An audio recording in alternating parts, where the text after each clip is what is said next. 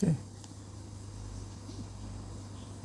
Ini adalah 10 gram emas yang saya beli daripada Pak Megon.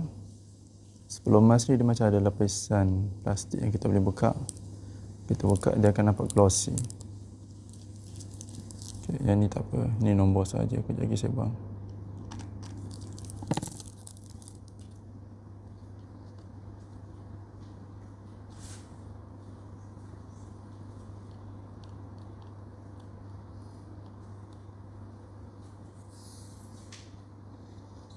Itulah dia.